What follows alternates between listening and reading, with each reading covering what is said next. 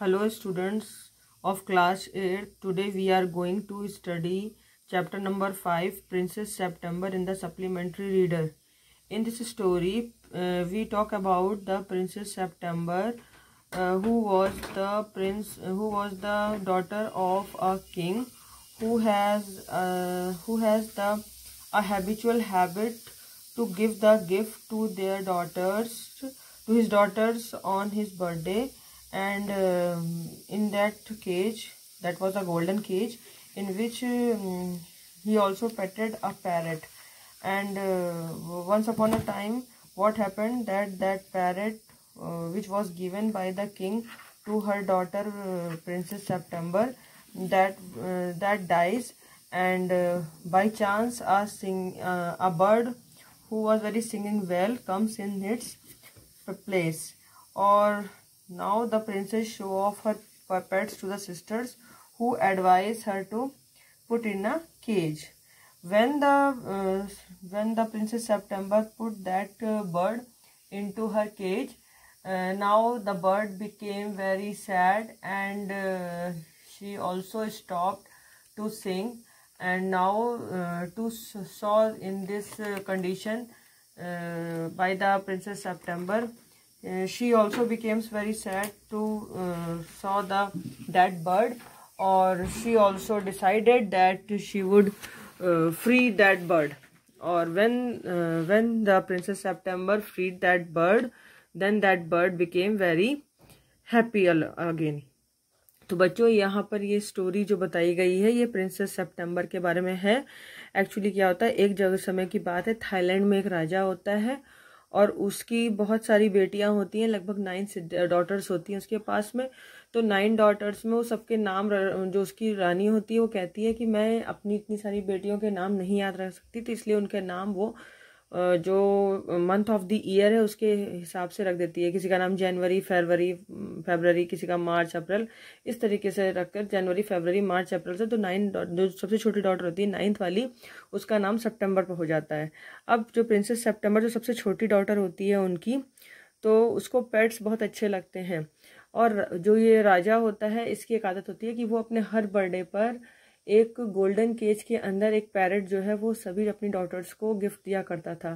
तो प्रिंसेस सितंबर के पास भी एक पैरेट होता है, उस गोल्डन केज में पला होता है, और वो हमेशा जो है गुड मॉर्निंग बोलता था सबको, और वो जितनी भी प्रिंसेस थी उनको प्रिटी पॉली बोलता था। एक दिन क्या होता है कि जब प्रिंसेस सितंबर अपने रूम में बैठी होती है तो देखती है कि उस गोल्डन केज के अंदर जो उसका वो पैरेट होता है वो उसकी डेथ हो जाती है। तो जब उसकी डेथ हो जाती है तो प्रिंसेस सितंबर बहुत रोना शुरू कर देती है। तो उसकी और बहनें भी उसको आके समझाती हैं, जो उसकी अटेंडेंट होती है वो भी समझाती है, लेकिन प्रिंसेस सितंबर के आंसू नहीं रुकते और वो बहुत दुखी होती है।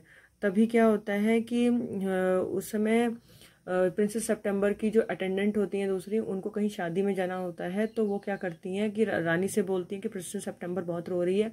तो रानी कहती कोई बात नहीं, तुम उसको खाना वगैरह खिला करके सुला दो।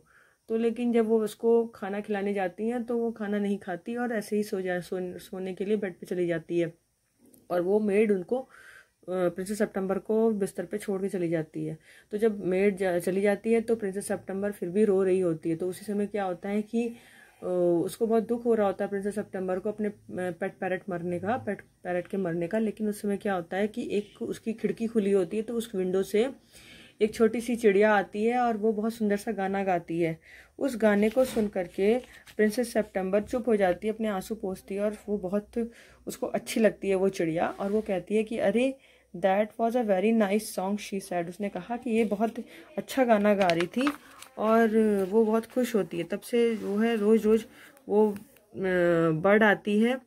तो जब बर्ड आती है तो उससे उसकी दोस्ती हो जाती है प्रिंसेस सितंबर की। और वो बर्ड क्या करती है, वो प्रिंसेस सितंबर क्या करती है कि प्रिंसेस सितंबर उस बर्ड को पाल लेती है अपने पास, और उसको प्रिटी पॉली कहती है कि मैं अब कोई भी पैरेट नहीं चाहती, अब मैं कहते हैं कि इसी चिड़िया को पालूंगी। और वो चिड़िया को पाल तो लेती है, और वो चिड़िया रोज कहीं ना कहीं से उड़ करके उसकी विंडो से आती थी उसके कमरे में, और उसको सुंदर सुंदर गाने सुनाया करती थी, बड़े मेलोडियस सॉन्ग सुनाया करती थी।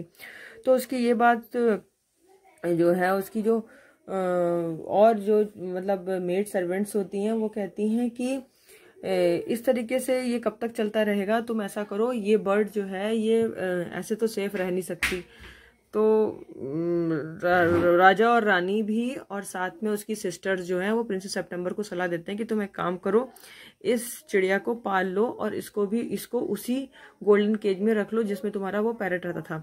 तो धीरे धीरे क्या होता है कि एक दिन बहाने से प्रिंसेस सितंबर क्या करती है, उस चिड़िया को अपनी उंगली पर पकड़ती है ऐसे करके, और वो चिड़िया को समझ नहीं पाती है और उसको जो है वो प्रिंसेस सितंबर अपने केज में कहती है कि तुम मेरे केज में चली जाओ।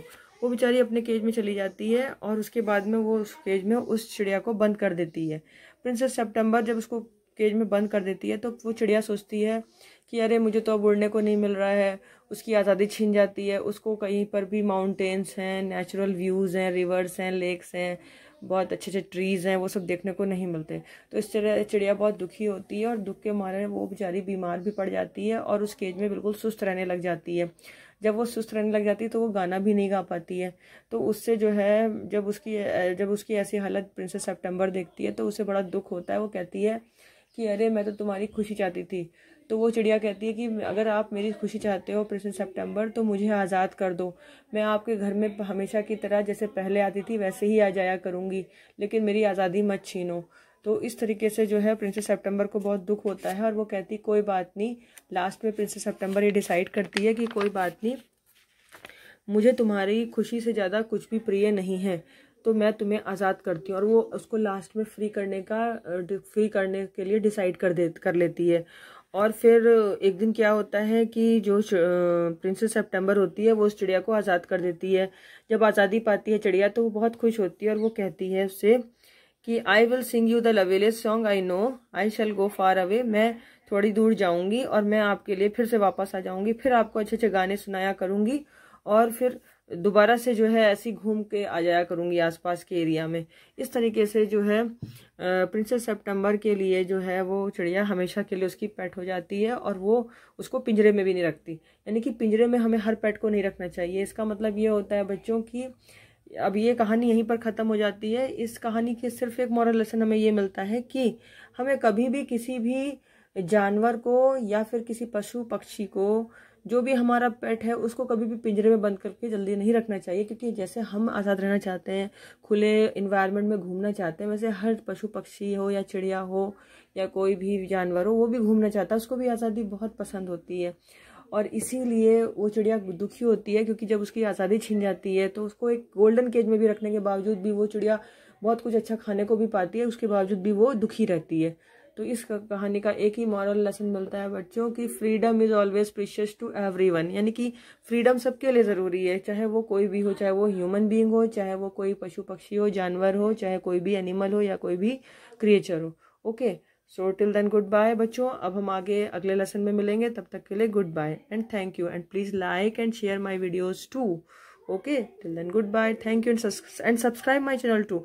आप भूलना मत मेरा चैनल सब्सक्राइब करने के लिए। ओके, फिर मैं अच्छी अच्छी स्टोरियों के साथ आपके साथ आऊँगी। ओके, तब तक बाय।